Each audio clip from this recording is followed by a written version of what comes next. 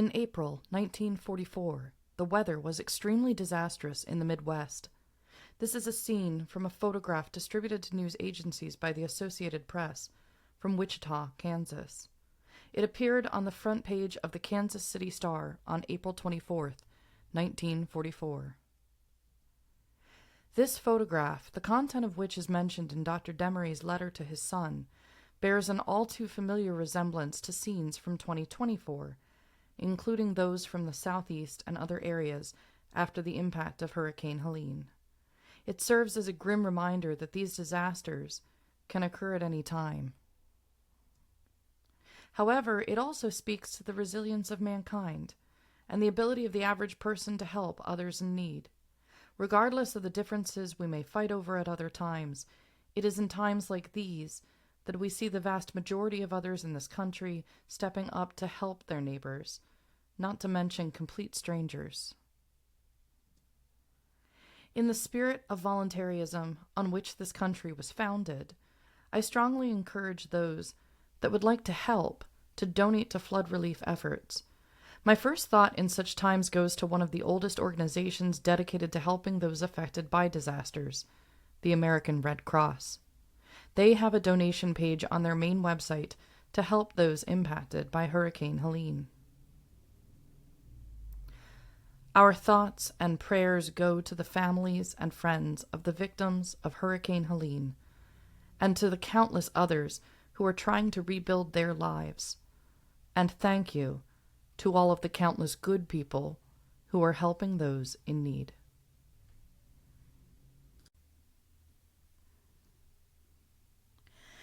It's like in the great stories, Mr. Frodo, the ones that really mattered. Full of darkness and danger they were, and sometimes you didn't want to know the end, because how could the end be happy? How could the world go back to the way it was when so much bad had happened? But in the end, it's only a passing thing, this shadow. Even darkness must pass. A new day will come, and when the sun shines, it'll shine out the clear. I know now folk in those stories had lots of chances of turning back, only they didn't. They kept going, because they were holding on to something. That there's some good in this world, Mr. Frodo, and it's worth fighting for.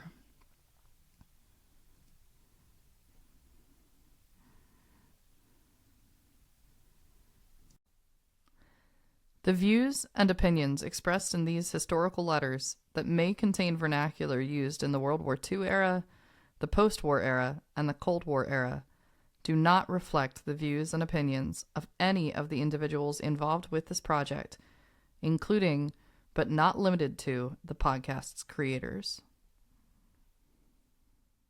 Good morning, Jamie. Good morning. Let's grab the coffee. Get the coffee going. So we can first do a thing. little cheer. Oh my gosh, your mug changed. It says Hello Fall. Oh, okay. So I usually bring this out every year. It says Hello Fall. It's a pretty Hello Fall. Gotcha. And your mug matches your pretty print. All the flowers and thank you. the fall and the necklace. It's, yeah, really pretty today. Thank you, doll. I appreciate that. All right. But heading into some letters here. So we get to start today's episode. We have 3 letters we're going to go through in today's episode. But we're going to start with Dr. Demaree once again.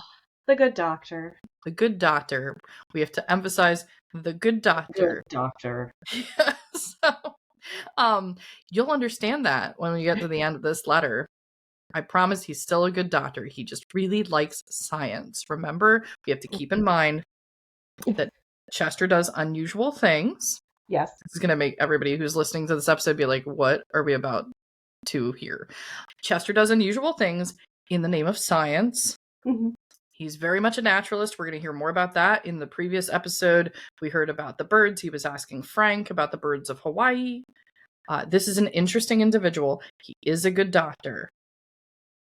We're just going to go ahead and start playing the letter. Mm-hmm. Lieutenant Robert C. Demaree, VB 132, care of Fleet Postmaster, New York City, Lacona, Iowa, April 20th, 1944. Dear Bob, last weekend I sent you a package of 4-roll film and included a fountain pen. for speculative purposes. As it would cost about 72 cents additional postage to have it sent, the package by airmail, I sent it ordinary. You may get it about the same time that you get this letter, and it may be about a week longer. However, you will undoubtedly get it sometime. Your letter today mentions the necessity of receiving additional mail to maintain a certain prestige. This letter is being written to help sustain only a part of such standing. When I was away in the Civilian Conservation Corps, I was always glad to get a letter, mainly on account of the good news and other information that it bore, and the rating was only a minor consideration. In fact, there were times when I felt that a heavy mail was something of a distinct disadvantage, as it indicated to the powers that be that I had to use quite a little time to keep up with and maintain correspondence, and it meant, or hinted at least, that I might not have so much time to devote to my real duties. We could use more letters from you, provided they continued, in addition to the news of your welfare, information about the country that has already become commonplace to you, such as whether you see any storks that stay in Germany during the summer and winter in Africa, the state of the weather, how the poppy experiment worked out, if you took the digitalis I sent you after all, and a little more about what you were doing. You never mentioned whether you have been plowing or what you have been doing. What about the mess? Have you ever seen the rock yet? Did you have any seasickness when you went across? These are a sample of the topics you could write about, and which are more interesting than the anthill. All right. Okay, Chester. Yep. Please describe what you are doing and seeing over there, Bob. Are there storks? Yes, first of all, are there storks in Germany? Are you in Germany? Where are you right now? What are you seeing? Please describe. And then the winter in Africa. You know, I was talking to my dad as he was recording this one, and he said, you know what the rock is? And my mind, it temporarily escaped me what was being referenced to every time we hear the rock. We just think of Dwayne Johnson. Dwayne Johnson, right? yeah. But like, Chester's saying, have you seen the rock yet? The so Rock. What this is most likely in reference to is, have you seen the Rock of Gibraltar yet? Which is extremely famous. So I was looking this up just as a recap for individuals that might not know what we're talking about. This is a biblical site, really. And of course, Chester, and we talked about, I think in the last episode, that Chester is a Mason. He would be very, very interested in knowing if Bob's seeing the Rock of Gibraltar. So it's at the western entrance of the Mediterranean Sea, which gives us a good idea as to where Bob is, that he's near the Mediterranean. The Rock of Gibraltar, the Pillars of Hercules, it's that western entrance. If you imagine the Mediterranean Sea, and you look at where all the ships coming in from the Atlantic are coming, when you get to that point, the Rock of Gibraltar, that was the limit of civilization to the Greeks and Romans and the Phoenicians. So it's this major, major site, and that's why, you know, it has all these biblical references and things. And so Chester would be very interested if Bob's seeing that, since he's, hopefully, I guess he's thinking, oh, well, you must be flying around. Surely you're seeing the rock. So. Oh, surely. And maybe some storks. The weather here remains cold and rainy. We have had some rain almost every day since the 1st of April. You know that old gag that if it rains on Easter, it will rain for 7 Sundays. I do not know this old gag. Do you know this old gag? I do not know this old gag. Okay. There's many old gags that we come across here that, I'm not very familiar with. Yeah. I can see it, and I mean, it seems that in this case, it's true. Because we are also dealing with that major storm still, correct? Right. Yeah. We're still dealing with the major storm. Now, this is interesting. I'm going to have to check every Easter that if it rains on Easter, if it rains subsequently for 7 Sundays moving forward, just to see if that's actually happening.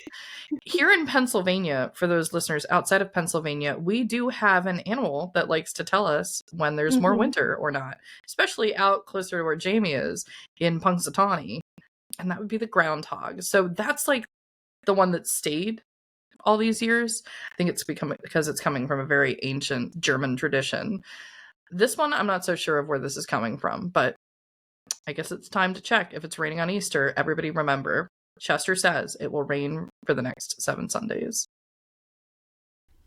It appears that some have already condemned us to that fate.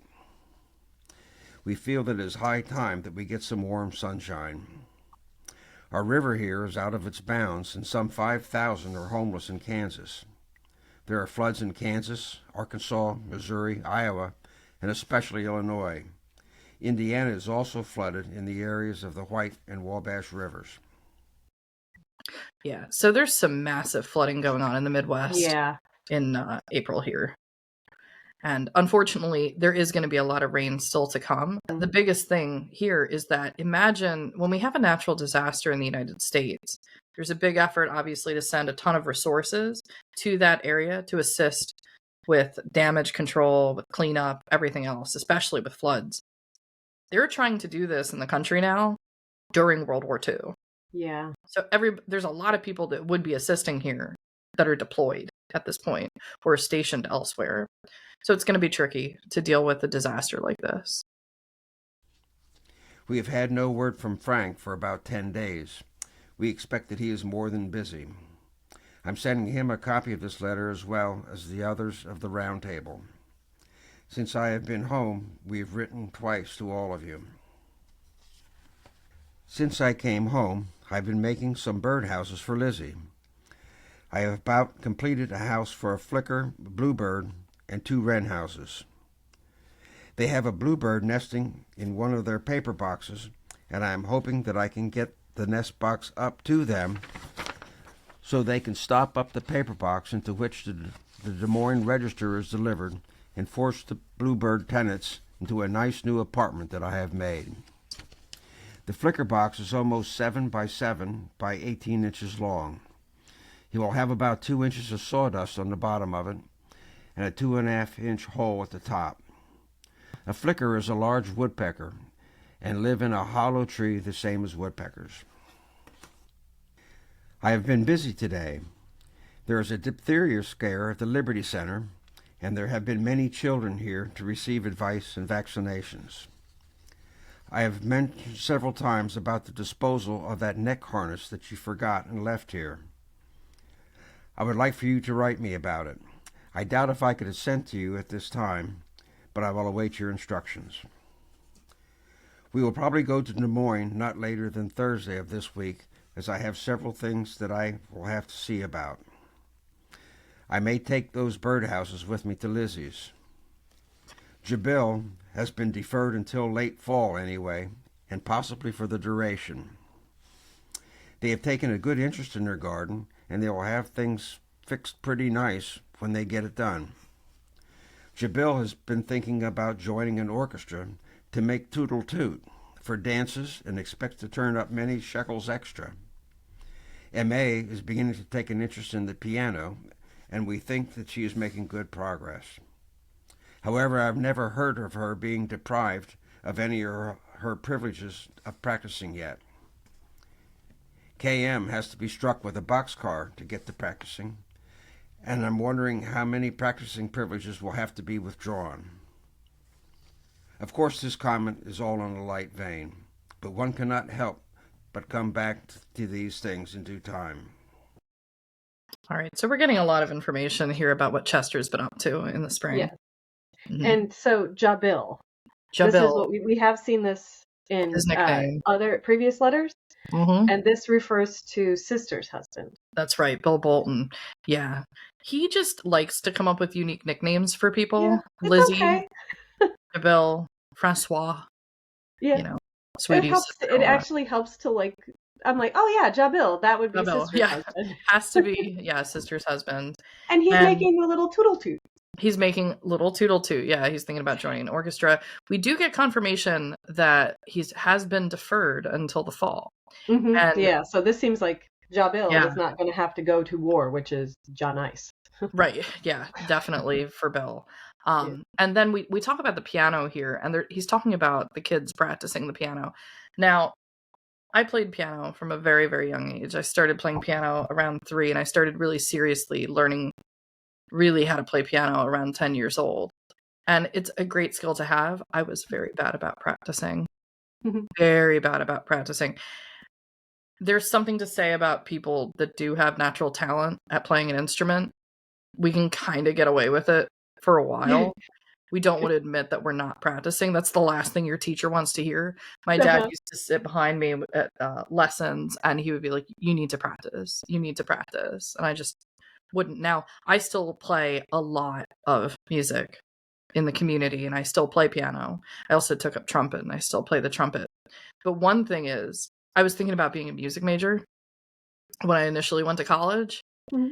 but I felt, number one, it's very difficult to do very well financially in the performing arts. You Yeah. really have to be top of your class to do that. And I did not want to be in a practice room nonstop at college. And I felt if I wasn't prepared to mentally do that, I didn't deserve to go to that extent with that. So I've left it as a hobby, and I've still done tons of music in the community since then. And the people who know me that know, they'll be kind of shocked to hear, like, wait, she didn't really practice too much. No. And it's a tough thing. So I have like tons of respect for the people that go for the music degrees. They put in so much work, and it's so difficult to do well in this field. But I'm looking at the story about, KM isn't practicing, and I feel KM and I might have had something in common, at least early on. Maybe. Mhm. I have a man's leg down in the coal cellar. Mama makes me do most all of the furnace firing. A week or so ago, I kept it in that little screened-in building back of the house. Well, one evening, Mama came home just in time to see a black dog toting Pas Humani across the front walk. She was in tears, and I felt momentarily sad myself, but only on account of what might have been. However, we have heard no rumors as to any apparitions that one suffered on account of any ghastly disclosure. I am saving this specimen to get several bones for some of our more ambitious, energetic, and super intelligent grandchildren that we might have. Love, Papa. Okay. So, okay. Yeah. So I love how Chester leaves this till the very end of the letter, and he's like, Mhm. "Yeah, I had a man's leg," and when I read this, I was like, "Was it a real man's leg? Was Mhm. this?" And I guess it Mhm. was. It was a real man's leg. He had a real Mhm. man's leg, and a dog stole it. A That's dog, a amazing. dog stole it. I don't want to laugh for whoever's leg this was. Clearly, there was some sort of surgery. Oh, jeez. I just want to point out Chester is a good doctor. he's a great doctor. He's He's a wonderful. great doctor. He's very much a naturalist. He is ever the scientist. He is studying for scientific reasons, obviously. I mean, He he wanted to just keep asked the Bob about bones. the He stork. wanted to keep the bones. He wanted to be like, this is a real man's leg. He wanted to be able to demonstrate, here are the bones in a leg, to his grandchildren. And he was momentarily sad. He was Not because his momentarily. wife had to come across the scene of a dog running around in her yard with a real Mhm. human foot in its mouth. No. He was sad because he lost it. Yes, just in case anybody was unsure of the Latin there. Pes humani. Humani is human, pes is the foot. So the dog found the leg, and Laura sees this. Now, I don't know what superstition could exist. I feel like this is somewhere on the superstition list of things that you don't want to see crossing your path. Mm-hmm. Probably. This feels like some Edgar Allan Poe kind of level. It conjures up a gruesome image. It's a gruesome image. And he says, we've heard no rumors as to any apparitions that anyone suffered on any account of any ghastly disclosure. What about your wife, sir? Yeah. What about Laura? Hey, Laura's still waiting for those chairs to be made. Okay. Why don't we He's too make... busy. I wish we could learn a little bit more about this story, but then also at the same time, I don't want to know any more about this story. So I guess that the foot was probably taken and destroyed. I'm sure it was all somewhere in the woods now. You never know. But Yeah. that was a very interesting way to end your letter. It was. It does make me think about when I toured the Iowa State Capitol building, which I can't recommend enough. If you're near Des Moines and you have an opportunity, it's a free tour. I think all of the state capitol buildings, all the ones I've been to at least, have been free tours. You just schedule them in advance, especially Iowa. You want to see. Iowa is a showstopper of a state Yeah. capitol building tour. Yeah. And when you go into the Iowa State Capitol building, they have a remarkable law library in there, and it looks like Hogwarts.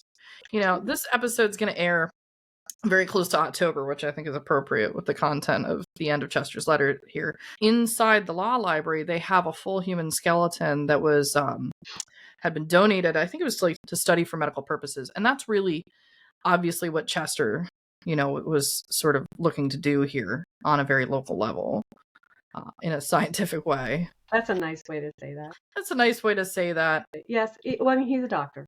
He's a doctor. He's studying human anatomy. Mm-hmm. It's And important I don't think we should think anything other than he's studying human anatomy. It's just more his attitude towards the whole situation makes sense. Absolutely. Yeah. But I'm going to go to the picture here so everybody can see a picture of what the law library. If this doesn't convince you, if you're in Iowa, to go visit your state capitol building, I don't know what will. Just tell, if you want to take the kids, learn a little bit about local history, just tell them they're going to Hogwarts. And they will go. They will go. I've been to a bunch of state capitals. This one, I have to say, is it my favorite? It's my favorite. Yeah, by a long shot.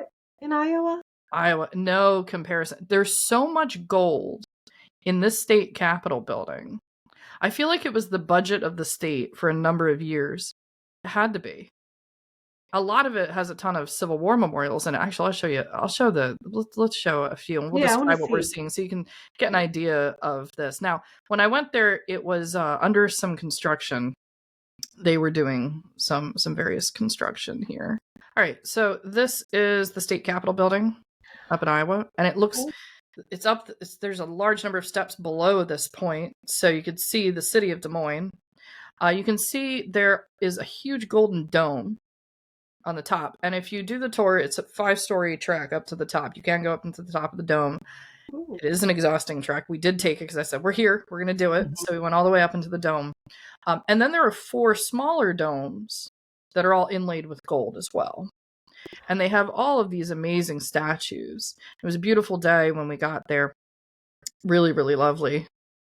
Yeah, if you can get a view of the city behind. So there's a monument in front, and then you can see the main line of Des Moines, and that's what Des Moines looks like. That is lovely. From the view of the steps. Yeah. So there's this beautiful gold dome set apart, and it looks down on the Capitol there.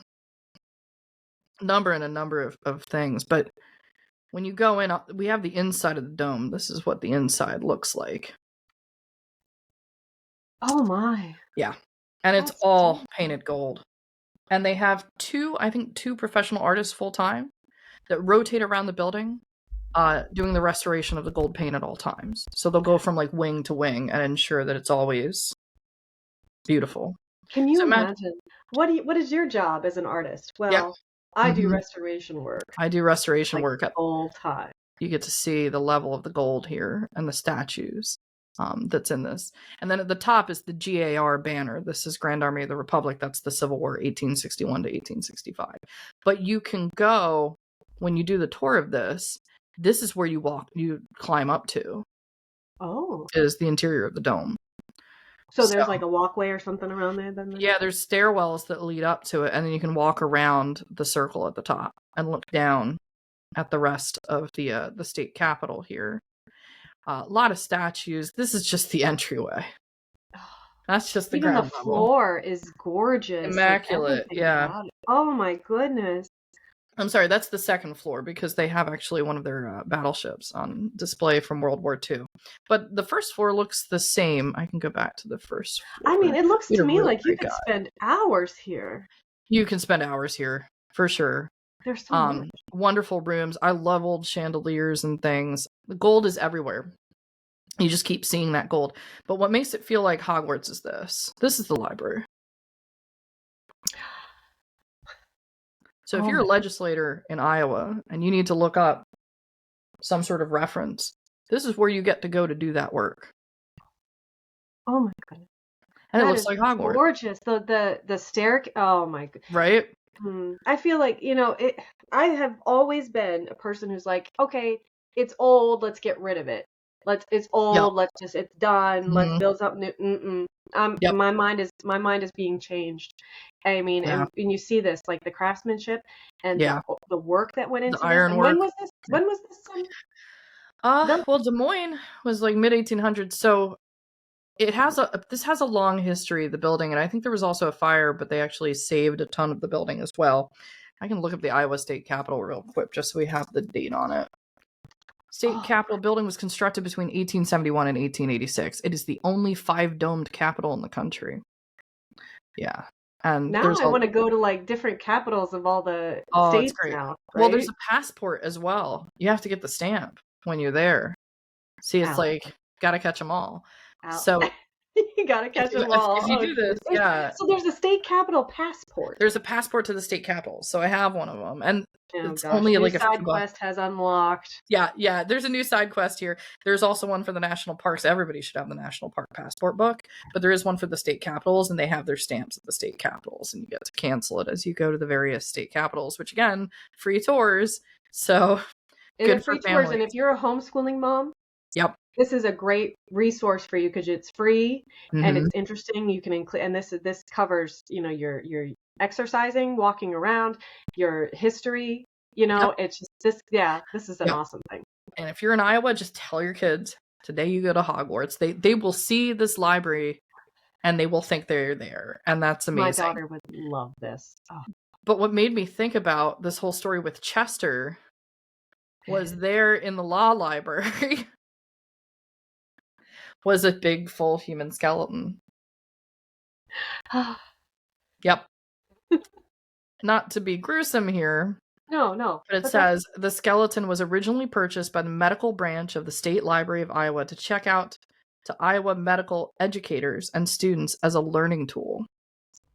So they've got all of the parts identified here. When the medical library dissolved, the skeleton remained on permanent display within the state library's collection. And yeah, so that's cool. This would have been here for a while, and I think that's more in the vein of where Chester is. Yeah, there's just some amazing content. Just everybody needs to go. Here's the best picture of one of the chambers. Pennsylvania does not look like this. I've never been. I need to go. Yeah, Harrisburg. It's good. Virginia is impressive because Virginia, the state capital, was designed by Thomas Jefferson. Mm-hmm. And it has the Udon, you hear about the famous statue of George Washington where he looks like a Roman. That's in the Virginia state capitol. It's tough to beat Jefferson. But Iowa's done a pretty good job. I mean, this makes me think about the chandelier that crashed in Phantom of the Opera. Oh, they're huge. They're huge chandeliers. Each one of these chandeliers, just the cleaning of these chandeliers, they have to raise and lower. Mm-hmm. They have to lower them down to clean them and raise them up. They're very heavy pieces. Each one of these has to be, you can see from the scale of the other 10 feet. I mean, if you were looking at the chairs and stuff, you can tell these are, right. These are monstrously huge. Yeah. The work to raise and lower these. See, now this has raised the bar. So every place I ever go to, I'm like, eh. Right. I did go to the Missouri State Capitol in Jefferson City. Sorry, Missouri. Okay. No. Yeah, it's kind of hard to surpass the Iowa State Capitol building. Yeah. But yeah, this letter made me think about it because we have the foot, the leg. Speaking of this, mm-hmm. Do you want to talk about Jeanne's? Yeah, definitely. So let us get even more of a sense that Chester is the good doctor, and all of that was clearly just for science in the past. So Jeanne's the longest, and then we brought this up actually in episode 0. Jeanne is the last of the Demaree children to remain, and she was looking back on her life and trying to document. She was very good about documenting, and one thing she was doing at the end of her life was she started to identify for all the descendants, all the places where the family had lived. Now, Chester graduates from Indiana University with his PhD in 1913, and he moves to Lacona. He's just moved to Lacona when we started the podcast in 1941 when Sweetie's 18. From that time period, which is about 27 years, and I'll put this up on the screen so people can see it. The family lives in all of these different towns. Some of these are in South Dakota. So not all of these are in Iowa, but we can see a couple of these, like Indianapolis, Trafalgar. This is Indiana. Trafalgar is where Sister is born. That's Ringstead, where, Iowa is where the Sweetie. oldest. Yeah. Yeah, the eldest. And Ringstead is where Sweetie's born. So after they leave Ringstead, all 5 children have been born at this point, and then they're moving constantly until they get to Lacona, which is the only house he ever bought. Well, it was located up in the attic. I keep going through the attic. Jeanne left some notes about family members, about these locations. And so over the course of time in the podcast, we'll go over some of these little details from pre the time of the podcast. But there is a note here. She writes a page about Chester Demaree. And she writes here, he was an excellent diagnostician. Yep. He did small surgery in the office. Mama was his nurse and always went on obstetrical cases. He was quite reserved. He was very thoughtful of people during the Depression and charged only $1 for an office call. And I paused after I read this line. He wanted to take care of people, and he knew it was hard for people as a doctor. And totally different time. Everybody's struggling. This is the Midwest, right? With the farmers and everything. He charged $1 to make sure they were okay. I checked the inflation rate from 1929. It's like $18 today. So less than $20 during a depression time. And you can go see the doctor and Chester would take care of you. So I thought it was important. And I was talking to Jamie before this episode. I thought it was important to say, yes, there's this very strange occurrence with Chester for scientific reasons, who seems to have had a man's leg in his in the coal cellar because he's studying anatomy. But he's a good doctor. He really took care of people.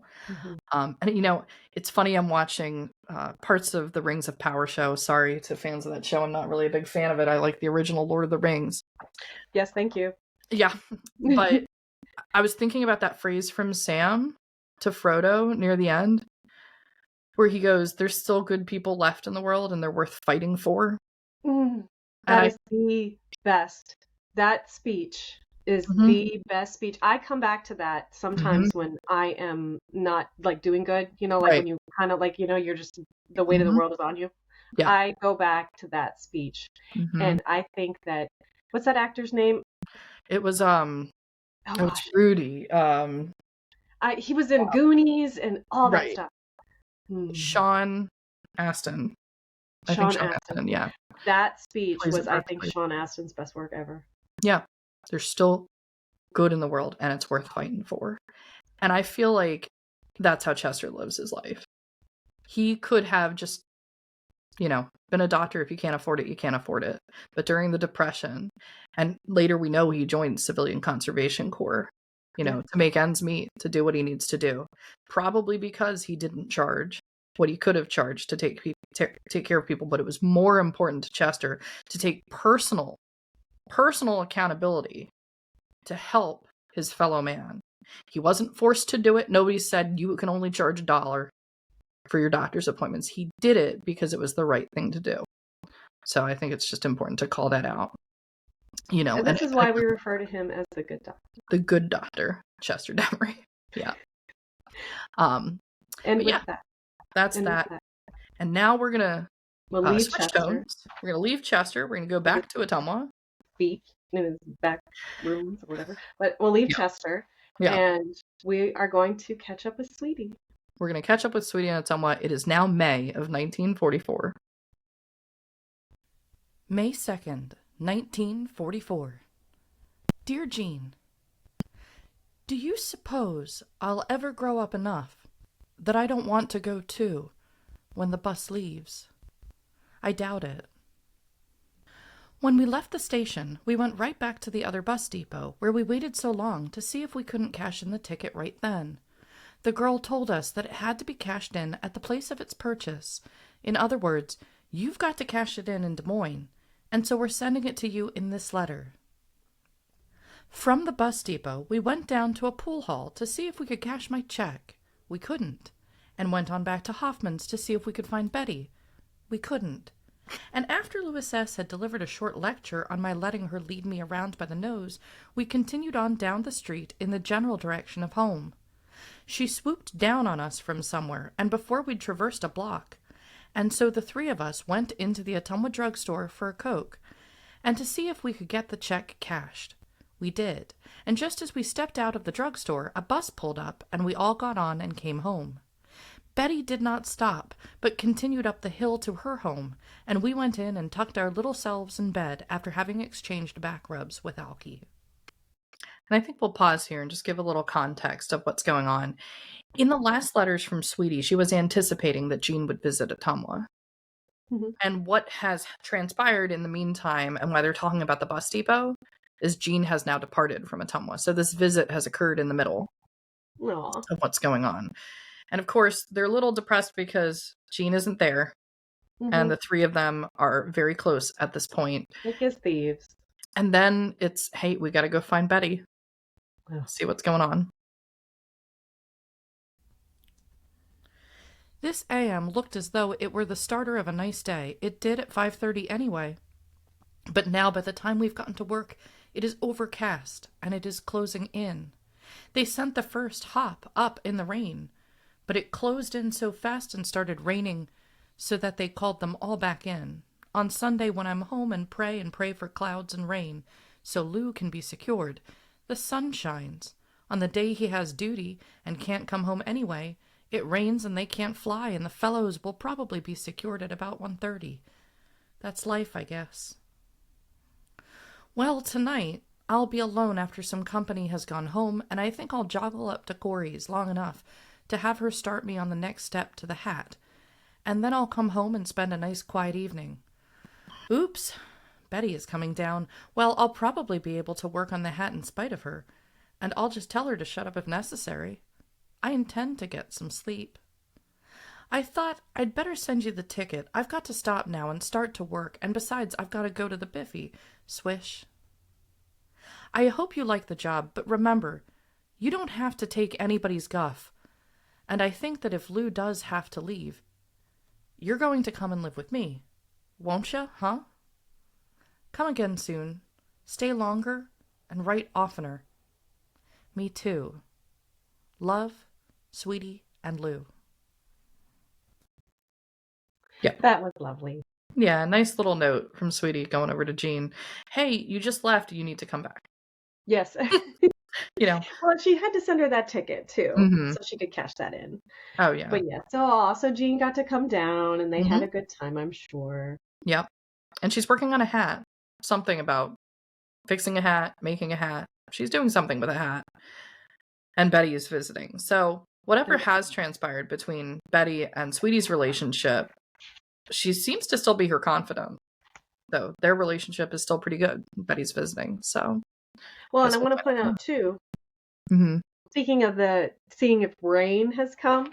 Mm-hmm. So the Good Doctor's letter was on April 20th. Yeah.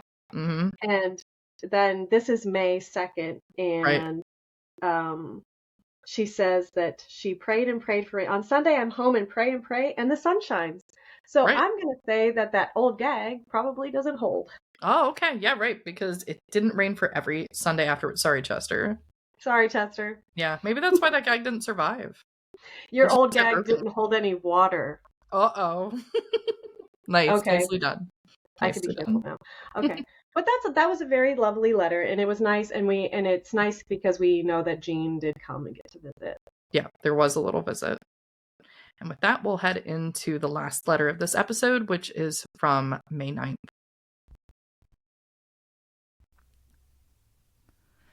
May 9th, 1944. Dear Jeanne, it is too bad. We didn't warn you about the trip over the viaduct and the river. I didn't think about it, though. And I was sure that you were on the right bus, for Lou asked the driver while you were in the station buying your ticket. As long as you got to sleep a little way, it probably wasn't such a bad trip. But I'm darned if I don't think you're overdoing this loss of sleep stuff. You'd better get a little more sleep, or you'll wear yourself down to a nothing.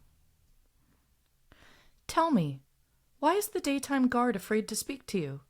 What have they done or said to him that would make him afraid to speak to you? Who cares about punching a time clock?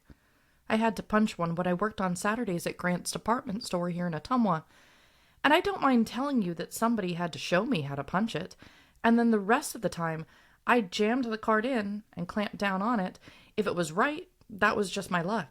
If it was wrong, well, that was just somebody's bad luck. Not mine, for I always got paid. Have you ever used a punch card before, Jamie? Have you ever used these machines? I'm not that old. Yeah, my mom Have you had ever one. had one? I have, yeah, No way. I have. Well, my mom was working, and so she would have to clock in, and so she'd let us use the machine. We would be there, and because it's so fast, it's so satisfying. It's so satisfying. This Does is it make a something nice that we've sound? lost. Oh, because yeah, it really, when she says, I jammed the card in and it clamped down on it. It grabs the thing and it makes this very satisfying crunch. And somehow it just knows. I guess it's like a Scantron or something. They've got some sort of technology. These older ones, I'm not sure if they were exactly the same, but I miss this. I miss this so much because we all have what was the big ones are like ADP, right? Everybody can clock in for work and things like that. So I don't know which industries are still using the old punch cards and things. But you'd have a narrow strip of paper, and it's probably been seen in a lot of places. You'd insert it into a device. Imagine you're putting a piece of bread in a toaster. You would take this piece of paper, and there would be a slot, and you'd insert it, and all of a sudden it'd be and it would grab it and do this thing. And to kids, it was magical, right? Because you pull the piece because you just want to keep doing it. You're like, no. Oh yeah. It's like clicking every elevator button. No, you can only do it one time. Whose turn is it? And out comes the sheet. You'd be like, it did something. And of course, it's punching out the time. It's stamping the time on it. Well, I think that maybe Jeanne must have had some issues with some guard, maybe being a little guff, that's not how you stamp a card or right, something. And yeah. He probably gave him the old Demaree attitude, and there now it he's is. not young. Yeah. Yep. That's funny. I don't think your little pictures were so bad. Remember that they are mug pictures and consider them pretty good. At least they're good enough that I've put them in my billfold and I'm carrying them there with me. Lou thought the one fairly good. At least you can't say it makes you look like you're blind in one eye. I'll look forward to a copy of the Solar Blast if your pictures will be there. What do you make of the letter from Bob Kunkel? Rather than destroy it, I thought I should return it to you. It sounded rather friendly, or maybe that is his point. How often do you write to him? Or do you write to him at all? Okay, do you remember Bob, Jamie? You might have to refresh my memory. Yeah, this is going back to some of the early episodes of the podcast, certainly before Sweetie got married. So for those listeners that have been listening all along the way, Jeanne was considering marrying Bob Kunkel. He was the other doctor that was there on the ward. This was back, I think, when she was still in nursing school. But it was about that time period. I think it was in 1942. But yeah, so there was never a follow-up on the story. After Sweetie was like, if you want to marry him, be sure about it and all of that. We just kind of left it. Now there's a little bit of a follow-up. So what do you make of the letter? It sounds like Bob has written to Jeanne, maybe looking for, who knows for what, just friendship, reigniting something, who knows. But it's not clear that Jeanne's reciprocating, basically. Is she writing anything back? Somehow Sweetie has the letter. So it seems that Jeanne received the letter from Bob, sent it on to Sweetie, and Sweetie's sending it back. I was like, well, he sounds like he just wants to be friends. But there's been a break in whatever relationship she had with Bob. Mr. Cory was to leave Friday the 5th of May to go to Washington, but his train left in the morning when he thought it left in the afternoon, and he got left. He couldn't get reservations for the next 10 days, and he was supposed to be in Washington on Monday, so the only other alternative was to go to the ration board and wrangle some gasoline from them and drive. He left Saturday morning and was, if his luck held, supposed to arrive in Washington on Monday morning. I don't think the family has heard whether he arrived safely and on time or not. Betty had a run-in with her major, and he did not call for 4 days or something like that. He called last night to tell her that he had his orders and was to leave here in 10 days for Cherry Point, North Carolina. She's making hay while the sun shines, and at the end of 10 days, no doubt everybody on 4th Street, as well as Holt, will be ready to go to Mount Pleasant for a rest cure. Case laid is as ever. Enough for that. So we get an update on the Corys here, too. Yeah, so Mr. Cory's going to Washington. Wasn't that a movie or something? Yeah, I was thinking the exact same thing. Oh, what is the movie? Mr. Wow. I don't remember. But I'm really, Mr. Cory. everyone listening to this would be like, how are we forgetting this? Mr. to watch. I think it's Smith. If it's Smith, I'm gonna. It is, yeah. Oh, Frank Capra. Yeah, Mr. Smith goes to Washington. The James yeah, let's Stewart. talk about this for a second, because he had to drive. He had to drive. Yeah, he missed his train. Can't get one for 10 days because it's too busy. The reservations with the troop trains and everything going through. You can't miss your train. Sweetie was anxious about this for the Philadelphia trip for a good 3 weeks. Mr. Cory just got the wrong schedule and had to drive. Yeah, like I can't imagine making that trip by himself. Back then, I mean, yeah. So it's East Coast. So from me, DC is about 3 hours south in good traffic. Depending. There's no good traffic. I'm sure, especially during a war in the 40s, there was no good time for traffic around DC.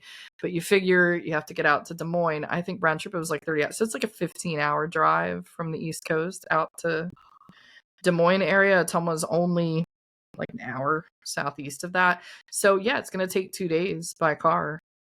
And you're just going to be driving continuously. And until you get into like past West Virginia, depending on how he went by way of like Maryland, I would assume, Maryland or along the Potomac. And they sent him off, and they're like, we have no idea when we're going to hear from you again. Yep. Oh, well, I like in this day and age, like when I leave for a big trip, I've like texted my husband, texted my family, like, okay, this is where I'm at. I'm here now. Like, where everybody is all the time. You can track them if you want to. Oh, geez. Well, so I mean, but that is the time. Right. And then we do have the update that Betty is still with the Major, but the Major's about to be deployed as well. Too bad that Chris has the mumps. I can see Sister running around like a chicken with its head off. The danger of your catching them is a good enough excuse to stay away. I can imagine what you'd be doing if you'd had them and had no logical excuse to stay away. We had snow here too, and the weather has made everybody miserable. However, this day has dawned pretty and sunshiny, and it could be that it will last until 5 or thereabouts, if our luck holds. For May, we've been getting some lousy treatment from the weatherman. Yeah, it's shocking. I had to check myself on this letter. They had snow. Yeah. In May. Yeah. It's really been a strange year for the weather for them. Yeah, the weather has definitely affected a lot of plans.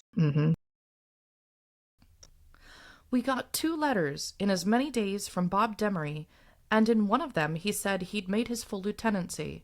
His return address was to Lieutenant R.C. Demaree, and it did not say anything about the J.G. Have you heard about it? I wrote to him this morning, and from the voiced appreciation in his letter for the letters I've written him, I should be ashamed for being so negligent. I've written him a long letter about our honeymoon trip east, and then I sent it in 4 or 5 installments so that it would seem that he was getting more mail, and he seemed to have appreciated it. He wrote a nice letter, more to Lou than to me, for which I was thankful, and Lou appreciated it too. He commented, "That's a nice letter," and a little later, "I like Bob." I still have a nice little glow. He also scolded himself for not having written more. I suppose he'll write 1 letter, and then fold up for a little while, when he'll scold himself again and write 1 more letter, and so on and on. This is so lovely. Yeah. Because Lou and Bob are connecting. Right. Both naval air. Yeah. And this obviously makes Sweetie feel so good. Oh, yeah. She likes to know that the family gets along. Yeah. Oh, yeah. This is one of the things that makes her happy. Yeah. And that with how Chester talked about getting letters, and if you get the most letters, it gives you some prestige. Right. Mm-hmm. And so she was trying to help with that too. Just trying to pace it out for the Philadelphia trip. Yeah. And then Bob has also been promoted. Yes. In the military. Yeah, he's now a lieutenant. So that was really, really awesome for him. It sounds as though the Mackenzies have adopted you. Darn them anyway. Just don't let them forget you're our sister, and we have first dibs on you. It is nice of them to feed you and look out for you, watch your entertainment, and all kind of stuff like that there. But I hope you realize that if we were in Des Moines instead of Ottumwa, that we'd be doing it instead of them. Just remember, your name is Demaree, and then Graham. Oh, wow. That's cute. It's funny because Sweetie had the Corys. Mm-hmm. And so Jeanne has the Mackenzies. Right. Yeah. They each found that family in the city that they're in, Jeanne being in Des Moines. I love that she calls this out, that there's ownership from Lou's side of the family now over Jeanne. So you're a Demaree. And then if something were to happen, you're staying with Lou. You're part of the Graham family now. I don't know who these other people think they are, but yeah. Yeah. Oh my goodness. Sunday and Monday were Lou's 48, and you know how often that happens, and so I decided I'd take Monday off too. Then we'd have Saturday night, Sunday, and Monday together. Lou didn't get home until late Saturday night, and though I had dinner all ready to put on the table, we didn't get through in time to do anything but the dishes, and Lou did a little perusing through a manual, while I picked up clothes, etc. We went to bed pretty early after that, with the promise that we wouldn't get up until way late. My stomach and head never quite agree with my determination, and it was just a few minutes after the time I ordinarily get up that I decided I'd be sick with a headache if I didn't eat. So we got up and ate, wandered around for a while, and went back to bed for a cat nap. We got up, and while Lou fixed himself a little lunch, I made the bed, dressed, and picked up a little more. He dressed, and we started out to Cory's for a few minutes. After a false start or two, his shoes needed to be shined, he needed a handkerchief. We were there for a few minutes, and then we went on downtown and saw Ann Sheridan and Dennis Morgan in Shine on Harvest Moon, and then we were going to go someplace and eat. Kelly's was too crowded, and while we were deciding where to go next, we saw a bus at the corner and decided in a flash we'd go home and fix bacon and egg sandwiches. We did, and while we dripped ketchup from room to room and listened to the radio, we giggled and were glad we'd come home. We went to bed pretty early, listened to the radio, and dropped off to sleep. I can only imagine, because they had these false starts, right, with the handkerchief, and he needed his shoes to be shined. If they're having some sort of, flashback to if everything's not perfect, like your button, that the Shore Patrol might pick us up. I'm really wondering about that. And, it's really funny because as I was going through artifacts, this is a perfect time to talk about this. I was going through a box, and Sweetie really held on to everything. I tried to find another example of this online, and I only saw an army one that was sort of like a canvas color, but the font is exactly the same, and in a little box was this little tiny bag with a drawstring. And it's hard to see here, but I'll put a picture on online. It says service button bag, and it's in navy. So the one that I saw was like a khaki color, and it was service button bag, and it was the army variant, but it looks identical to this. So this is the World War II service button bag, and what's inside of this service button bag are the navy buttons with anchors on them. So I think this is a great time for anybody that missed We're Going to the Shore Patrol Station, that episode. But all their little buttons have little anchors and things on them. So I'll put pictures of these on the website as some of the artifacts so we can see what the naval buttons of the time looked like. These are really quite pretty, but I'm just thinking the handkerchief, the shoes shined. Better have all your buttons. He does not want to have a repeat of that Shore Patrol episode. Yeah, and just not seeing any example of the naval version online. There might not be too many of these little bags that have survived the test of time. I'm not quite sure, but the font is absolutely identical to the example one that I saw of the Army online, and it says World War II. So we know that's his little bag he was using that they would take to fix their uniform. But yeah, check out that episode. I think it was episode 18. That was a good one. Yeah. That's a very popular episode as Sweetie and Lou take on the Shore Patrol in Iowa, where there is no ocean. We're going to constantly remind everybody that there is no shore in Ottumwa. Monday, we got up in time for brunch. This time I told my stomach and head to take a quick run and jump, and then dressed. Thought we'd go downtown to see if we could match a little tuning knob for Betty's radio. We had ours fixed, thank goodness. And while we were downtown, we walked into the Hulsmans. He's a friend of Lou's. They work together on the line, have the same duty nights and 48s, and so we walked through the dime stores, bought a paring knife to take the place of the one we lost. Lou found and liked a potato peeler, and we bought another ball of the darker blue yarn. And then Lou found a little rat tail file he thought he'd like to have, wandered some more, and then Dorothy decided she was hungry, and we went to Kelly's for sandwiches and coffee. While we were there, we looked through the paper at the movies, decided we'd seen the ones that were any good, and so the only thing left was bowling. You know, I'd never bowled before, and I didn't know first thing about it. Well, everybody else did, and so why should I be a piker? We rented some shoes, and since there were few people there, I didn't feel so badly about it. It wasn't so bad, needless to say. I was low man in both games, and of all people, my husband should be high man. I enjoyed it, and other than a few stiff arms and legs, I think I should enjoy going again soon. The Hulsmans are fun, I think. Sweetie's going bowling. Mm-hmm. Yeah. She likes it. She does, yeah. Bowling's It's fun. Yeah. It's fun to go bowling. I'm sorry. I enjoy it. I used to do it when I was a kid because that was like one of the only things you had to do. You know, I mean, it's the only thing you can do, not get in trouble. Mm-hmm. And I actually was. They had a league at work, and they're like, "Do you want to go?" And I was like, "Sure, why not? It's fun." Yeah. So she'd never done it before, and they're hanging out with a new couple. The Hulsmans, yeah. Yeah. Yeah, they're having a nice night out. I was never any good at bowling. Never any good at bowling. This phrase she uses, this is also an older phrase. And so why should I be a piker? And I looked this up, and there's different variants of this, but it's pretty much like the party pooper. Like, okay, if they all want to go bowling, we'll go bowling, and I'll see how I do, regardless of not knowing what's going on. And then Lou's doing really well. Yeah. He's relatively good then. So we got home at about 7, went up to Cory's to return some of Betty's clothes that she'd left laying down there, and then went home, listened to the radio after we'd fixed some hamburger sandwiches, and went to bed early. So ended a 48, and darn it, now he has duty tonight. One day of liberty and fun. Sure spoils me for the next day's work. For instance, here I am, catching up on my correspondence. I just wanted to pause here actually real quick because this brings back a Sweetie-ism from my childhood.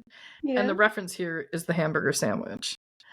I don't know if you've ever, or if anybody's really ever referred to a hamburger as a hamburger sandwich, because it implies already, right, that there's a bun and everything else.